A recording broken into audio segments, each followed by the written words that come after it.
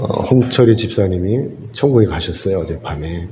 그래서 어제 저녁에 제가 거기 잠깐 다녀왔는데, 여러분들 그 가정이 믿지 않는 가정이기 때문에 집사님 혼자서 믿다가 가셨기 때문에 장례는 기독교식이 아니고 그냥 일반 유교식으로 아마 그렇게 치러질 것 같아요. 그래도 이제 그래도 개척 멤버이고 개척해서 9년 동안 같이 신앙생활을 했기 때문에 여러분들 아시는 분들은 가셔서 조문을 하셔야 될 것 같아요. 그래야 의리가 있는 거죠. 돌아가신 분이라고 딱 자르는 것이 아니라 이제 가셔서 여러분 참석하셔서 의리를 지켜주셨으면 합니다.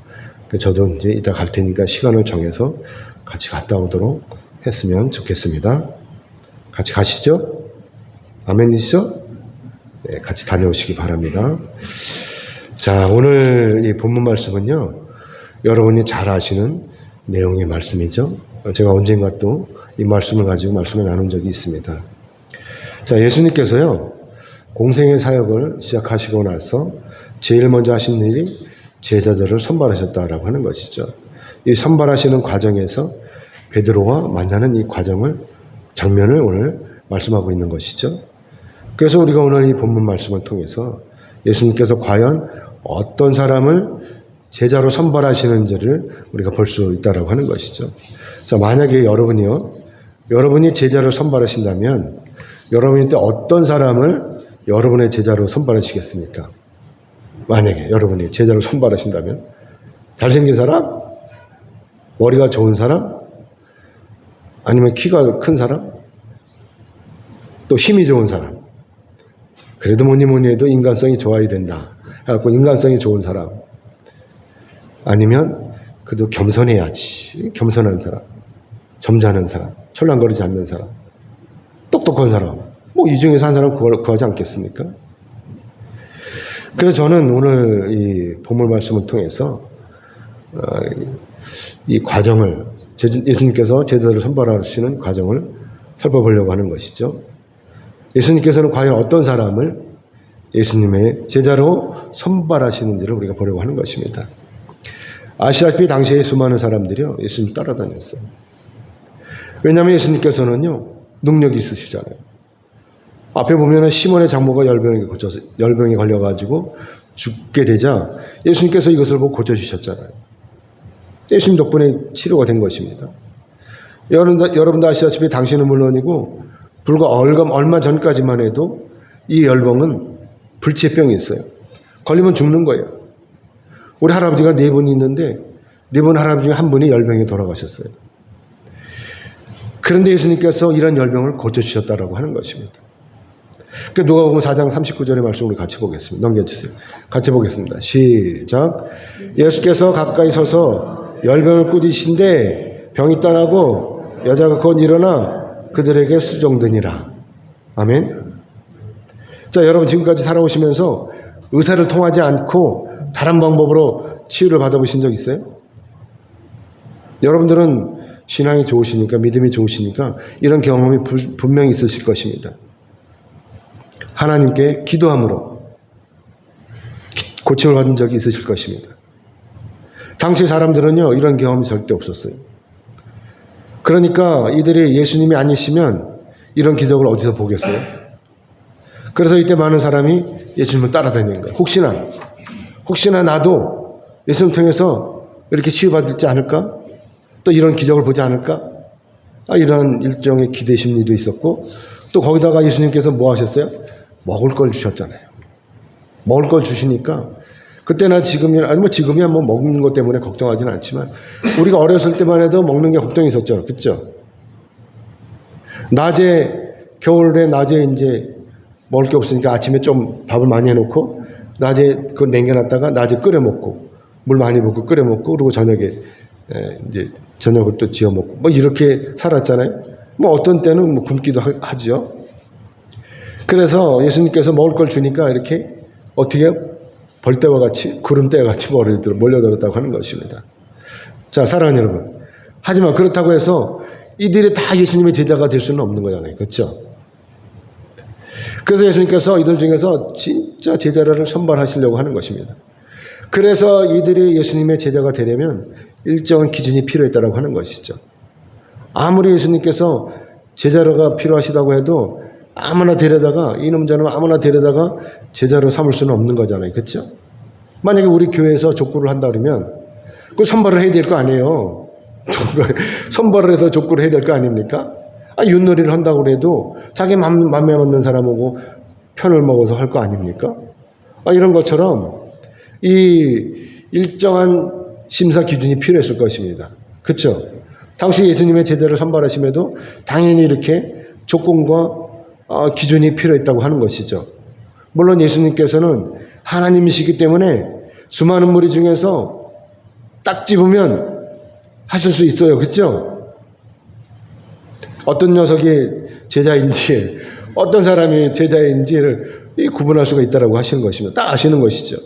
그럼에도 불구하고 예수님께서는 이때 이러한 조건과 기준을 정하시고 제자를 선발하셨다는 거죠. 어떤 기준? 어떤 조건?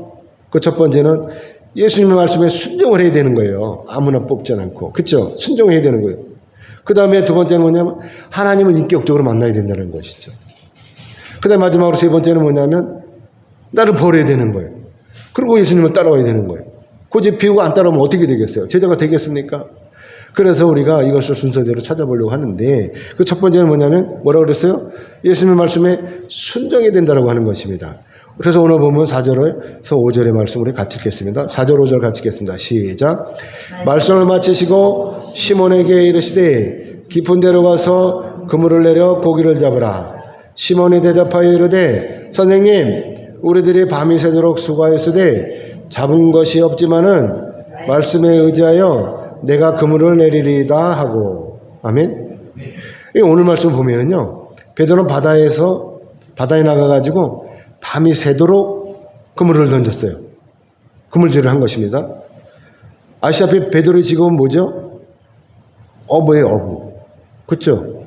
어부였던 것입니다. 그렇기 때문에 베드로는요 자신이 어떻게 해야만이 고기를 많이 잡을 수 있는지를 잘 알고 있었는 거예요. 그렇죠? 그러니까 베드로가 안 잡히는 거예요. 그날 따라서. 그러니까 여기저기 돌아다니면서 밤이 새도록 그물을 던졌어요. 그런데도 허탕했다는 거. 한 마리도 못 잡은 거예요. 얼마나 허무하겠어요? 나름 혼이 밝아오는데.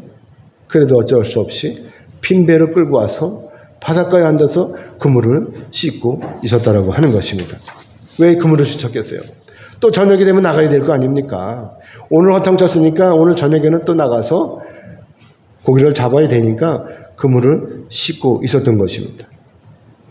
그런데 마침 예수님께서 이때 베드로를 찾아오신 거예요. 베드로 배에 올라오신 거예요. 왜? 설교하시기 위해서. 벌떼와 같이 구름대와 같이 많은 이 백성들을 위해서 설교를 하시기 위해서 베드로의 배에 올라오신 거예요. 왜? 거기가 강단처럼 사용하시려고 했던 것입니다. 그래서 육지를 향해서 장시간에 걸쳐서 예수님께서 설교를 하신 복음을 전하신 것입니다. 자, 이때 베드로는 어떻게 했어요? 베드로는 자기 의사와 상관없이 예수님으로부터 일방적으로 이 하나님 말씀을 듣게 된 것입니다. 그러고 나서 예수님께서 말씀을 마치고 나서 이렇게 명령을 하시죠. 깊은 데로 가서 그물을 내려 고기를 잡으라. 자, 베드로가 이 말씀을 듣고 어땠겠어요? 영적으로 압박을 느꼈을 것입니다. 그래서 베드로가 이렇게 대답하는 거예요. 선생님, 우리가 밤이 새도록 수고하였으되 잡은 것이 없지만은 말씀에 의지하여 내가 그물을 내리리다 라고 이렇게 대답을 하는 것입니다. 베드로는 자기도 모르는 사이에 하나님의 아들이신 예수님의 명령에 따르게 된 것입니다. 그리고 베드로는 깊은 데로 갔어요. 예수님의 말씀에 따라서. 그리고 그물을 던졌어요. 그러면서 그물을 주섬주섬 당기는 것입니다. 그때 어떤 일이 벌어지는 것입니까? 그야말로 기적이 일어났다고 하는 것입니다. 그동안 자기가 경험하지 못했던 일이 벌어지고 있는 거예요. 아시다시피 베드로는 평생을 어부로 살았어요. 직업이 어부니까 어부로 살았습니다. 그리고 날마다 고기를 잡았어요.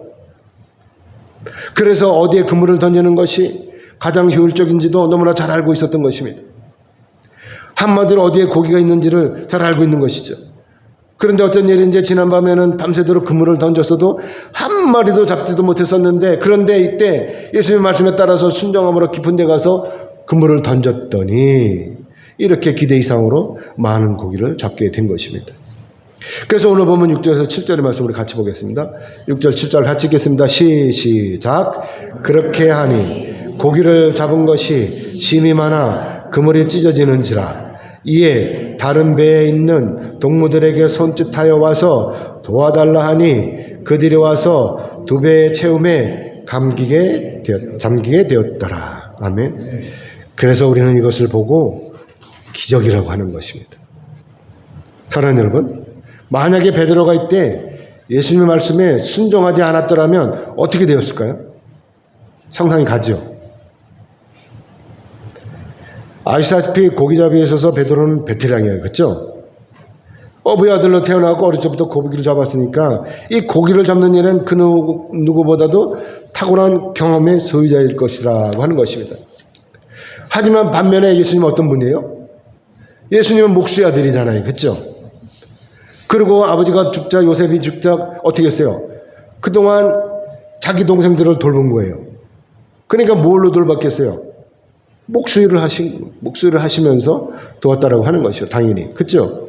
그렇기 때문에 예수님께서는 고기 잡는 일에는 전혀 경험이 없으신 분이다 라고 하는 것입니다. 뿐만이겠어요? 어부인 베드로의 경험에 비하면 고기 잡는 시간은 당연히 어두운 밤이에요. 그렇죠? 어두운 밤에 나가서 고기를 잡았어요. 베드로의 경험에 의하면. 그런데 지금은 어떤 시간이에요? 태양이 중천에 떠오른 벌건 대낮인 것입니다. 그리고 그물을 내리는 데는 당연히 적당히 깊은 곳이 좋을 거예요. 그렇죠? 베드로의 경험에 의하면. 그런데 예수님께서 명령하시는 것은 어디?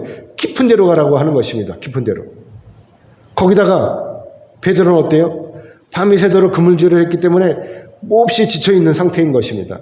쉬어야 되는 거예요. 들어가서. 그래야 또 저녁에 나가서 또 고기를 잡을 것 같지 않습니까? 그런데 예수님께서 이때 베드로는 그물을 깨끗이 씻어놨어요. 다음을 위해서. 그런데 예수님께서는 그 그물을 가지고 다시 나가라고 하시는 거예요. 그리고 깊은 데 가서 그물을 던지라고 하시는 거예요. 그러니까 베드로 입장에서는 어때요? 저와 여러분 같은 입장에서는 어쩌면 예수님의 이 말씀을 듣고 나가면 또 헛수고를 할지도 모른다는 이런 생각도 들 것입니다. 그렇죠? 그러니까 일반적인 생각으로는 불합리한 명령이다라고 하는 것입니다. 자, 사랑하는 여러분, 만약에 여러분이 베드로라면 여러분이 또 어떻게 하시겠어요? 이 불합리한 명령에 예수님께 조목조목 따지시겠습니까? 그러나 베드로는 어땠어요? 이때 묻지도 따지지도 않았어요. 그리고 예수님의 말씀에 곧바로 순종해버렸다고 하는 것입니다. 요새 청문회 하죠? 청문회가 아니라 헌법재판소에서 재판하죠. 근데 군인들이 어때요? 군인은요, 저도 군대 생활을 해봤잖아요. 군인은 상관이 명령하면 그대로 절대 복종해야 되는 거예요. 그리고 복명복창을 해야 돼요. 명령을 내렸으면 네, 알겠습니다. 제가 가서 당연히 이 일을 하겠습니다. 라고 복창을 하고 일을 해야 되는 거예요. 이게 군인인 거예요. 그걸 안 하면 어떻게 되죠? 항명인 것입니다. 항명. 그러면 뭐예요? 항명은? 총살이에요. 총살감인 거예요. 전쟁이라면. 근데 베드로는 어땠어요? 반문을 안 했어요. 그대로 순종했다라고 하는 것입니다. 우리들이 밤이 새도록 수고했을 때 잡은 것이 없지만은 말씀에 의지하여 내가 그물을 내리리이다. 아멘. 자, 여러분의 경험이 중요하지 않습니까? 대부분 하나님의 말씀보다 내 경험이 최고라고 이렇게 생각하고 있습니다. 그래서 하나님의 말씀에 부딪혀서 이제 튕겨져 나가는 거예요. 뭐 하라 그러면 내 생각을 주장하는 거예요. 내 생각을. 그러고 안 해요.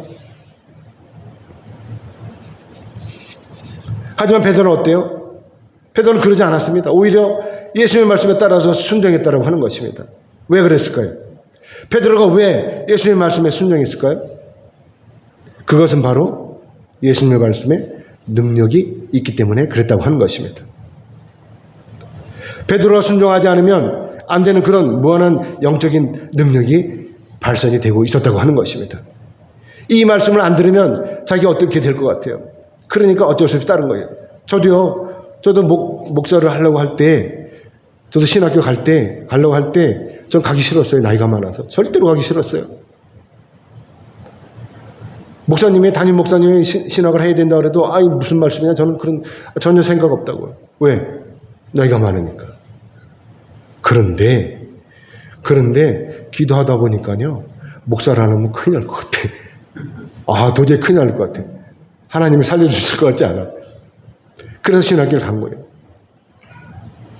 그리고 교회 질 때도요, 정말 교회 지기 싫었어요. 왜? 돈이 없으니까. 그런데 교회를 안 지면 큰일 날 것 같아. 이런 압박감이 있는 거예요, 영적인. 그러니까 베드로가요, 이런 영적인 압박감 때문에 어쩔 수 없이 나간 거라고 저는 그렇게 이해를 하고 있습니다.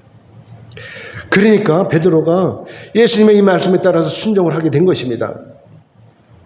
어쩌면 반강제적인 수도 있는 것입니다. 그렇지만 베드로가 예수님의 말씀에 따라서 순종하니까 이렇게 엄청난 기적을 체험하게 됐다고 하는 것입니다.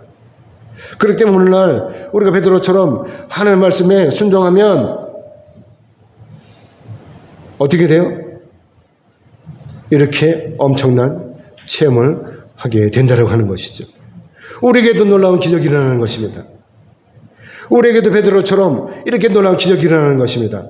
도저히 불가능할 것만 같았던 일들이 저와 여러분에게도 일어나는 것입니다.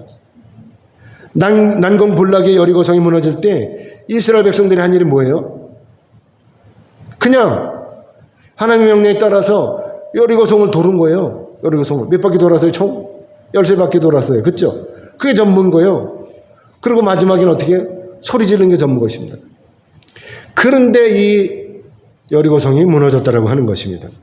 그렇기 때문에 오늘 우리가 어렵다고 도저히 불가능하다고 포기할 것이 아니라 전능하신 하나님의 능력을 믿고 끝까지 기도해야 된다고 하는 것입니다. 응답되어질 때까지. 아멘. 그러면 우리도 놀라운 기적을 체험하게 되는 거예요. 그래서 그동안에 우리의 기도가 응답되어지는 것입니다. 가만히 앉아있으면 아무것도 안 일어나요. 기도해야 되는 거예요. 순종함으로 일을 행해야 되는 것입니다. 기도하면 하나님 응답 줘요. 그럼 그대로 순종해서 따르면 기적이 일어나는 거예요. 아멘이죠? 합격하는 거예요. 취직하는 거예요. 승진하게 되는 것입니다. 그러니까 소원이 일어나는 것입니다. 이루어지는 것입니다. 그동안 고생했던 불치병이 다 치유가 되는 거예요. 더럽고 추한 사단마귀들이 다 떠나가는 것입니다. 하나님 은혜로 모든 문제가 해결되는 것입니다. 아멘. 자, 그러면 과연 이때 베드로의 마음이 어땠겠어요?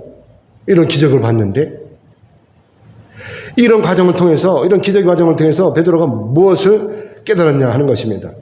그것은 바로 자기가 주님 앞에서 죄인이라는 것을 깨닫게 되었다고 하는 것입니다. 그렇기 때문에 바라옵기는 여러분 모두는요, 예수님 말씀에 순종하시기를 주님의 이름으로 축복합니다. 아멘. 자, 두 번째는 베드로가 인격적으로 하나님을 만났다고 하는 것입니다. 인격적으로. 우리도 인격적으로 하나님을 만나게 되는 것입니다. 베드로가 처음에 예수님을 볼 때는요, 그저 유식한 바리새인이구나 이렇게 생각했을 거예요. 설교하는 것 보고, 야, 이 사람 참 유식하다 이렇게 생각해. 모르는 게 없네 이렇게 생각하지 않았겠습니까? 하지만 예수님의 말씀에 따라서 자기가 깊은 데로 가서 고기를 이렇게 많이 잡고 보니까 예수님께서 자기와 같은 이런 평범한 사람이 아니라 뭐로 느꼈겠어요? 전능하신 하나님의 아들이신 것을 직감적으로 느꼈다고 하는 것입니다. 그러니까 어떻게 돼요? 자기가 바로 주님 앞에서 죄인이라는 이 사실을 깨닫게 된 것입니다. 오늘 보면 8절의 말씀을 같이 보겠습니다. 8절 같이 읽겠습니다. 시작. 시몬 베드로가 이를 보고 예수의 무릎 아래 엎드려 이르되 주여 나를 떠나소서 나는 죄인이로소이다 하니. 우리가 누군가의 무릎 아래 엎드린다고 하는 것, 그리고 무릎을 꿇는다고 하는 것, 이것은요 완전히 자기를 내려놓는 거예요. 자기 자아와 자기의 자존심을 완전히 포기하는 것입니다. 그렇기 때문에 우리는 이렇게 무릎을 꿇는 사람들은 뭐라고 그러죠? 무릎 꿇는 것을 수치로 여기는 거예요. 수치로. 그리고 우리의 이런 행위가 비굴하다고 생각하는 거야. 비굴하다. 누구 앞에 무릎을 꿇는 거야. 비굴하다고 생각하는 거야. 그러니까 이것을 비웃고 웃는 것이죠. 누가 무릎을 꿇으면. 그렇죠? 하지만 우리 여기서 이것을 생각해야 되는 거예요. 베드로가 과연 누가 앞에서 무릎을 꿇었냐 하는 것이죠. 베드로가 과연 누가 앞에서 무릎을 꿇었어요? 바로 예수님 앞에서 무릎을 꿇은 것입니다. 그렇기 때문에 베드로가 이렇게 예수님 앞에서 무릎을 꿇는 것은 자기 자아를 버리는 것이 아니라고 하는 것이죠. 자기 자아를 버리는 것이 아니라 자기 자아를 다시 찾는다고 하는 것입니다. 그동안 죄로 인해서 깨어져 있던 하나님의 형상을 다시 찾는 것입니다. 그렇기 때문에 베드로가 이렇게 예수님 앞에서 엎드리는 것은 그동안 자신이 가지고 있던 인간적인 생각을 버리는 것이고 태초에 하나님으로부터 주어졌던 자기 자아를 다시 찾는다고 하는 것입니다. 그렇기 때문에 베드로가 이때 예수님 앞에 이렇게 엎드림으로 자기 자아를 다시 찾았다고 하는 것입니다.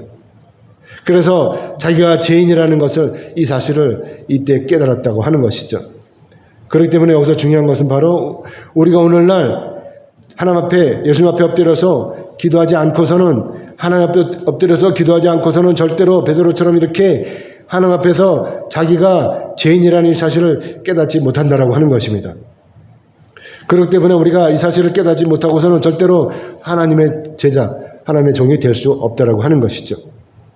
아직도 자신이 펄펄이 살아있는데 어떻게 하나님의 종이 되겠어요? 아직도 내 안에 내가 살아있는데 어떻게 하나님의 자녀가 하나님의 종이 될 수 있겠냐 하는 것입니다. 그러니까 베드로가 이때 예수님을 향해서 이렇게 부탁하는 것입니다. 주여 나를 떠나소서 나는 죄인이로소이다 라고 하는 것입니다. 이것이 바로 베드로의 진정한 신앙 고백이다라고 하는 것입니다. 그래서 베드로가 이때 비로소 예수님의 종이 되었던 것이고 그래서 예수님께서 베드로의 주인이 되시는 것입니다. 그래서 예수님께서 이렇게 말씀하시는 거예요. 무수하지 말라. 이제부로는 네가 사람을 취하리라. 아멘. 제자가 되었다는 것입니다. 선포이신 것입니다. 그리고 또 예수님께서 여기서 이렇게 두려워하지 말라고 하시는 이 말씀은요. 당연히 베드로가 이때 같이 있던 이 다른 동료들 야고보, 요한 이들이 놀라고 두려웠기 때문인 것입니다. 예수님을 보고 하나님 만나고 예수님 만나고 놀라지 않을 수가 있어요? 그래서 여기서 놀라고 하는 이 단어는요. 헬라어로 담보스라고 해요. 담보스. 이 담보스가 바로 두려움이 섞인 놀람을 뜻하는 것이고 이 단어가 바로 하나님의 임재에 대한 경외심을 나타내는 말이라고 하는 것입니다. 그래서 그동안 목수의 아들이라고 아니 목수라고 치부하면서 무시했던 예수님이 바로 하나님의 아들이시라고 하는 것이죠. 메시아인 것을 비로소 깨달았다고 하는 것입니다. 자, 그러니까 베드로서는 이때 어떻게 처신해야 옳을지 난감했던 것입니다. 자기가 하나님 만났는데 하나님 만나면 죽는 거잖아요. 그렇죠? 이거 어떻게 하면 좋아? 이런 걱정을 하지 않았겠습니까? 자기가 어떻게 처신해? 그래서 베드로가 예수님한테 자기를 떠나달라고 이렇게 부탁을 하는 것입니다. 그렇지만 예수님께서는 이때 베드로에게 무서워하지 말라고 하시면서 오히려 베드로를 예수님의 제자로 이렇게 삼아 주셨다고 하는 것입니다. 물론 여기서 예수님께서 베드로에게 무서워하지 말라고 하시는 이 말씀은요. 베드로를 용서하신다라고 하는 이 말씀이신 것입니다. 그러면 예수님께서 베드로의 무엇을 용서하신다고요? 그것은 바로 베드로의 죄인됨을 용서하신다라고 하는 것입니다. 사실 오늘날 우리도요. 하나님 앞에 기도하다 보면요. 하나님 만나게 돼요. 인격적으로. 아멘이죠? 다 만나보셨죠? 다 만나보셨을 것입니다. 만나게 돼요. 그래서 두렵고 떨림으로 하나님 앞에서 죄인인 것을 깨닫게 되는 것입니다. 그러니까 우리가 하나님 앞에 엎드려서 하염없이 눈물을 뿌리며 회개하는 것입니다. 이것이 바로 예수님의 제자로서의 신앙의 여정이라고 하는 것이죠. 그러나 그럼에도 불구하고 자기가 하나님 앞에서 죄인인 것을 깨닫지 못한다고 하는 것은 하나님 앞에서 절실히 기도하지 않았다는 것입니다. 그렇기 때문에 아직도 전능하신 하나님을 못 만나고 있는 거예요. 그냥 형식적인 믿음만 가지고 있는 것입니다. 제가 같이 가기 전에 저희 사역조를 두고 3주 동안 교회에서 철회를 하면서 기도한 적이 있어요. 저는 그때 교회 청빙을 위해서 3주를 작정하고 기도했습니다. 그런데 그때 마침 제가 감기에 걸려 있었어요. 그래서 저는 망설였어요. 때가 마침 12월이고 감기 때문에 몸도 불편하고 난방도 전혀 되지 않는 그런 차짓한 교회에 올라가서 기도한다는 것이 너무나 을씨년스러웠어요. 그래서 제가 그때 잠시나마 작정했던 것을 망설이기도 했었습니다. 하지만 제가 스스로 작정한 거잖아요. 그렇죠? 그러니까 안 되겠다 싶어서 그 마음을, 이 두려운 마음을, 또 귀찮은 마음을 떨쳐내고 교회로 올라갔습니다. 그러면서 저는 제가 스스로 작정한 기도를 포기하는 것은 제가 앞으로의 사역을 포기하는 것이기 때문에 도저히 허락도 안 했어요. 그러니까 올라간 것이죠. 그럼 올라가고 그냥 무조건 찬송을 냅다 불렀어요. 넘겨가면서. 큰 소리로. 혼자니까 얼마나 돼요. 그냥 냅다 찬송을 불렀습니다. 1시간 동안. 그러고 나서 이제 교회가 떠나가라고 통성기도를 냅다 했습니다. 이렇게 며칠 동안 했어요. 그러니까 드디어 저에게도 기적이 일어났어요. 어떤 기적이요? 회개가 터지는 것입니다. 회개가. 이렇게 제가 목회 사역지를 놓고 이 기도를 시작했는데, 그런데 하나님 앞에서 제가 죄인이라는 것이 고스란히 다 드러나는 것입니다. 그래서 저는 목 나오었어요. 얼마나 목 나오었는지 나중에는 저 배가죽이 땡기는 거예요. 힘들어. 오는 것도 힘들더라고요. 배가죽이 땡겨갖고. 감기에 걸려가지고 눈물에 콧물에 그냥 범벅이 되면서 쏟아지는 거예요. 혼자서 이렇게 통곡을 하면서 회개하고 나니까 드디어 저 감성 깊은 곳에부터 후련해지기 시작하는 거예요. 그러면서 뭐가 생겨나요? 자신감이 생겨나는 거예요. 자신감이. 용서좀 치는 거예요.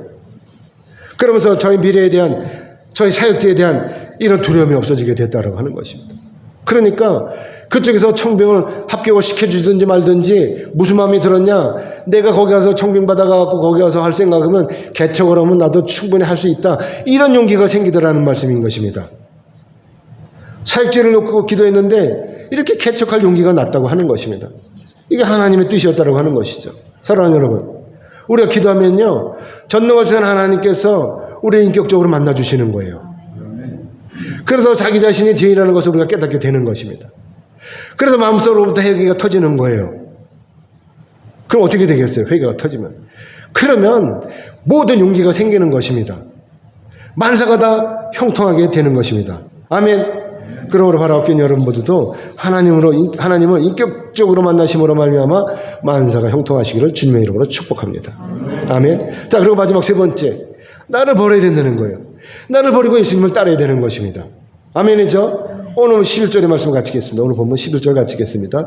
11절입니다. 11절 같이 읽겠습니다. 시작. 그들이 베드로를 육지에 대고 모든 것을 버려두고 예수를 따르니라. 아멘. 인간이 우리가 하나님의 아들이신 예수님의 제자가 되는 일, 이게 보통 일입니까? 있을 수 있는 일입니까? 일반 사람들은 이런 일을 상상도 못해요. 저와 여러분이니까 이런 상상을 하는 것입니다. 이런 생각을 하는 것입니다. 사람들은요, 이런 과정을 몰라요. 자, 사랑하는 여러분, 내가 예수님의 제자라고 선포하면 내가 저절로 예수님의 제자가 되는 것입니까? 아니, 내가 하나님의 아들이신 예수님의 제자가 되는데, 그런데 나에게 아무런 조건이나 자격이 필요 없다고 여러분 생각하시는 거예요? 당연히 필요한 자격이나 조건이 있어야 된다고 하는 것입니다. 아멘이죠? 그래서 오늘 보면 말씀에서 이렇게 말씀하고 있는 거예요. 그들은 배들을 육지에 대고 모든 것을 버려두고 예수님을 따르니라 라고 이렇게 말씀하고 있는 것입니다. 바로 이거라고 하는 것이죠. 우리가 예수님의 제자가 되기 위해서는요, 당연히 이렇게 세상 만사 모든 것에다가 자기 미련을 두지 않는다고 하는 것입니다. 거기다 미련을 두면 안 되는 거예요. 그리고 자기 자아와 자기 잠을 모두 내려놓아야 된다고 하는 것이죠. 그동안 쌓았던 재물, 경력, 기득권, 사랑, 권력, 이런 것들을 다 내려놓고 예수님을 따라야 된다고 하는 것입니다. 왜 그러겠어요? 왜 이런 건 내려놔야 되겠어요? 나중에 이런 것이요, 올무가 돼요. 이런 거 가지고 있으면 올무가 되는 것입니다. 여러분도 아시다시피 아브라함의 조카 롯, 이 롯의 아내가요, 소돔과 고모라에서 도망쳐 나올 때 뒤를 돌아서 봤어요. 그게 뭐가 됐죠? 소금 기둥이 돼버렸잖아요. 그렇죠? 왜 돌아봤을까요? 롯의 아내가 왜 소금 기둥이 됐을까요? 하나님의 명령을 어겼기 때문에 소금 기둥이 됐다고 하는 것입니다. 아멘이죠? 그래서 창세기 19장 17절 우리 말씀 보겠습니다. 창세기 19장 17절 같이 읽겠습니다. 시작. 그 사람들이 그들을 밖으로 이끌어낸 후에 이르되 도망하여 생명을 보존하라. 돌아보거나 들에 머물지 말고 산으로 도망하여 멸망함을 면하라. 여기서 그 사람들이 뭐죠? 하나님의 여호와의 천사들이에요. 여호와의 사자들. 그러니까 오늘날로 말하면 지금 기준에서 말하면 예수님이 성육신 하시기 전에 천사라고 하는 거죠. 여호와 사자. 예수님이라고 하는 것입니다. 그 예수님께서 그때 이렇게 말씀을 하신 거예요. 어떻게 해요? 들에 머물지 말고 돌아보거나 들에 머물지 말고 산으로 도망가라고 이렇게 한 거예요. 자, 근데 이때 롯의 아내가 왜 뒤로 돌아다봤다고요? 왜? 뒤로 돌아다봤잖아요. 왜 소금 기둥이 된 거예요? 그야말로 생가사로 오가는 이런 급박한 상황에서 이 롯의 아내가 뒤를 돌아본 그 이유가 도대체 무엇이냐라고 하는 것입니다. 그것은 바로 그가 어리석게도 자기 집에 있는 그 재물들, 그거에 대한 미련 때문이었다고 하는 것입니다.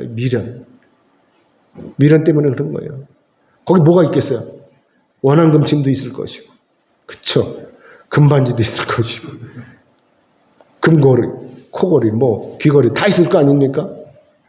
얼마나 잘 살았는데요, 그때 거기 가서, 롯이. 이게 기억이 난 거예요. 그 미련이 거기에 있는 거예요. 그러니까 돌아본 것입니다. 그래서 예수님께서 이렇게 말씀하시는 거예요. 예수님께서.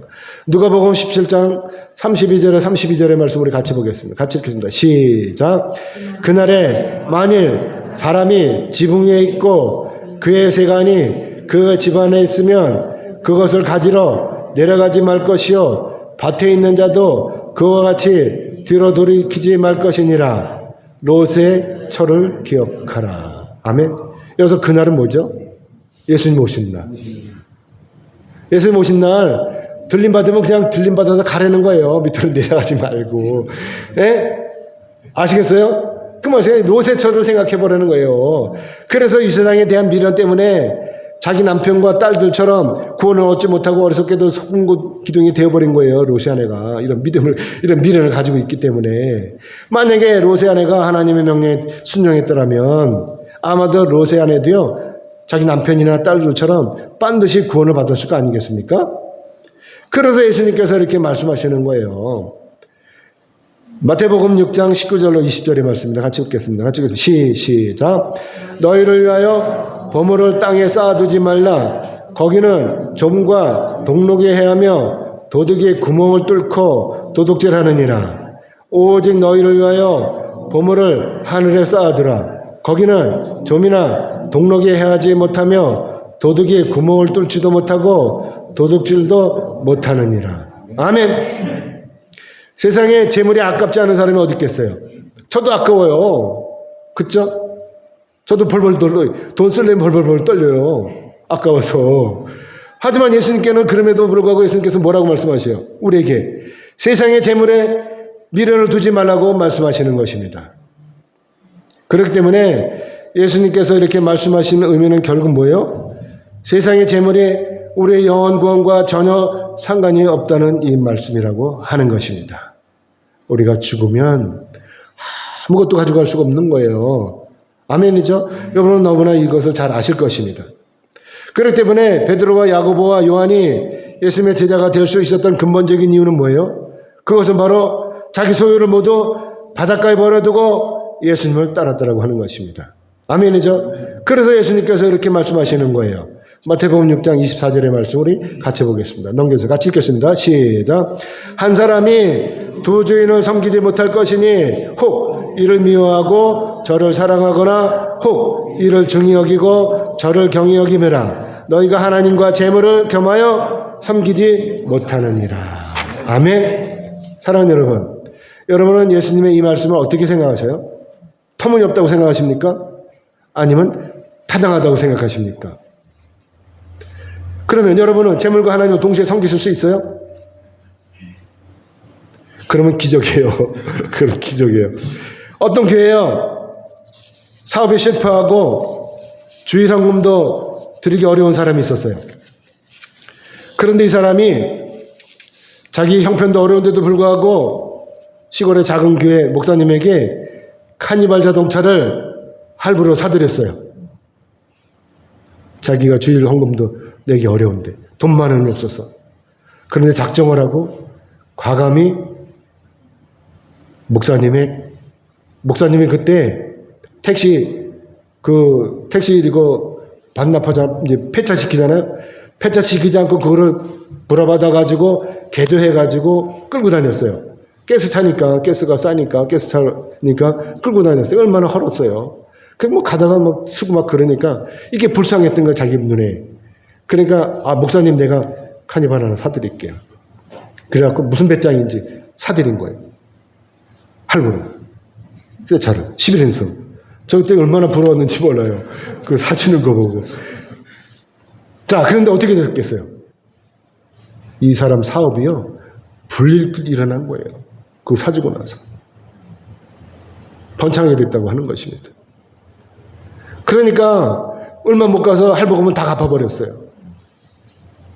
어려운 중에도요. 이렇게 하나님 앞에 헌신을 하니까 하나님이 도와주셨다고 하는 것입니다.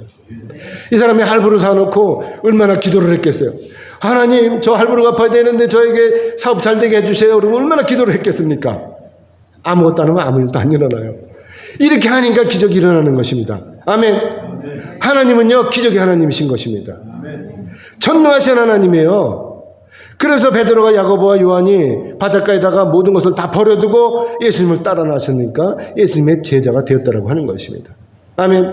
그러므로 바라옵기는 여러분도 세상의 미련을 두지 마시고 나를 확실히 버리시기를 주님의 이름으로 축복합니다. 아멘. 이제 말씀 맺겠습니다. 하나님께서는요 우리가 진정한 예수님의 제자가 되기를 원하십니다. 내가 예수님의 제자가 된다는 것은 나를 완전히 버리는 거예요. 나를 포기하는 것을 전제로 하는 것입니다. 나의 자화와 나의 삶을 버리는 것입니다.